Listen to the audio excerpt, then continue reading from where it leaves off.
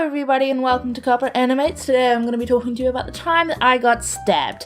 Now naturally this is a time that I got stabbed, so there is a slight trigger warning. I will not be talking about any gory details or anything like that, but if you feel like you're a little squeamish about this, I'd suggest clicking away. So, the story really starts at about 4 AM the night before, where I'd stayed up really late with my best friend playing Borderlands 2. Now this was during exam season. I had been studying all night and I just needed a relaxing. So we played games for 6 hours instead of, sleeping. So I ended up waking up at 9, which my class starts at 8 AM by the way. So throwing on my blouse, which is white, and my last one. I just recently ripped the old one. By ripping, I really mean a button popped off of a sensitive area. So yeah, I left to go to school that day, and I left late. So I was running out the door, I had my bag on my back, and I had taken a few shortcuts, and this led me down a street that I wasn't very familiar with. And I had a guy come up behind me, and he got my attention, and he had a knife, and a very, very cruddy stance, and was just holding it to me, and staring at me. And I laughed. And that was a very stupid thing for me to do. So there you go, another stupid thing that I did that day. So I laughed at his stance and I just said, I really don't know what you're trying to do, but whatever you're trying to do, you're doing it wrong. And in the middle of me lecturing him, he just stabbed me. Right in the stomach. It's not exactly a great place to be stabbed, but he missed anything, which is honestly quite a miracle, because there's a lot of squishy stuff that is very bad if they get hurt.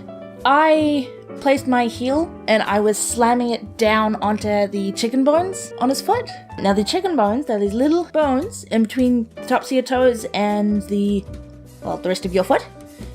And the reason they're called chicken bones is because they break just as easy as chicken bones do. Now this guy had messed with someone who went kickboxing, taught self-defense, was taking self-defense, had taken self-defense for about 5 years before that, and also had a first aid certificate. So I broke his foot, I turned around, and I just walked home. I patched myself up, I disinfected the wound, I put a band-aid on it basically, and I went to school, taking a different path. Didn't tell the police, which was a big no-no. If you've been hurt, go get help. Don't do what I did.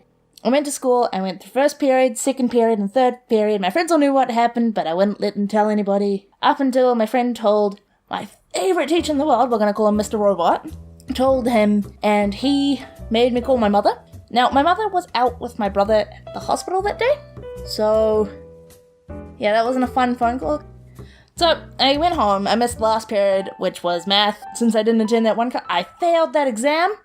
So I went home, I had a conversation with my mother. She was not happy with me, however she was glad I was safe. My mother called the police showed up. I had gotten changed into my cow onesie at the time, which is my favorite onesie in the world, so comfy.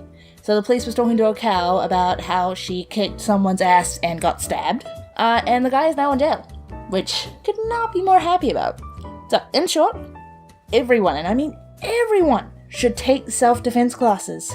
Like, it doesn't matter if you're a boy, a girl, older or younger, it's really important for you to do it at some point, because it one day could save your life. Another thing, don't taunt your attacker. But yeah, don't be a dummy.